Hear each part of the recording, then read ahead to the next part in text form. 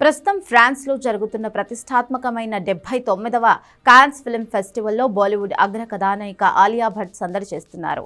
అయితే అక్కడ ఆమె కేవలం తన ఫ్యాషన్ లేదా సినిమాల గురించి మాత్రమే కాకుండా భారతీయ చిత్ర పరిశ్రమలో పాతుకుపోయిన పురుషాధిపత్య గురించి చేసిన వ్యాఖ్యలు ఇప్పుడు దేశవ్యాప్తంగా చర్చనీయాంశంగా మారాయి.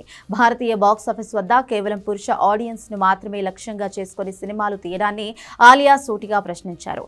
ప్రపంచవ్యాప్తంగా బార్బీ వంటి మహిళా ప్రధాన చిత్రాలు భారీ విజయాలను సాధిస్తున్నాయని, కానీ భారత్లో మాత్రం పరిస్థితి భిన్నంగా ఉందని ఆమె ఆవేదన వ్యక్తం చేశారు. ఆమె మాట్లాడుతూ, భారత్లో ఎప్పుడూ హీరో ప్రాధాన్యం కలిగిన చిత్రాలే ఎక్కువగా తీస్తున్నారు. దాదాపు 75% సినిమాలు కేవలం మాస్ ఆడియన్స్ ను దృష్టిలో పెట్టుకుని రూపొందిస్తున్నారు. మరి మహిళా ప్రేక్షకుల సంగతి ఏంటి? వారికి కావాల్సిన సినిమాలు ఎవరు తీస్తారు అని ప్రశ్నించారు. హీరో ప్రధానంగా సాగే యాక్షన్ సినిమాలు తీయొద్దని తాను చెప్పడం లేదని, కానీ సినిమాలు అనేవి ఒక వర్గం కోసం మాత్రమే కాకుండా అందరి కోసం రూపొందాలని ఆలియా స్పష్టం చేశారు.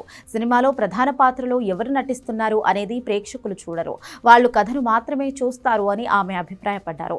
అయితే ఆలియా చేసిన ఈ వ్యాఖ్యలపై సోషల్ మీడియాలో మిశ్రమ స్పందన లభిస్తోంది. ముఖ్యంగా నెటిజన్లు ఆమెను గత విషయాలను గుర్తు చేస్తూ విమర్శిస్తున్నారు.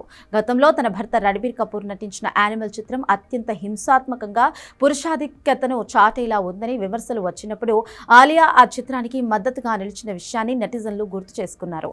యానిమల్ వంటి సినిమాలను సమర్థించినప్పుడు లేని ఇబ్బంది ఇప్పుడు కాన్స్ వేదికపై ఇలా మాట్లాడడంలో అర్థమేముంది అంటూ కొందరు కామెంట్స్ చేస్తున్నారు. మరోవైపు ఇటీవల వచ్చిన దురంధర్ చిత్రంపై కూడా ఆమె మౌనం వహించడాన్ని నెటిజన్లు తప్పుపడుతున్నారు.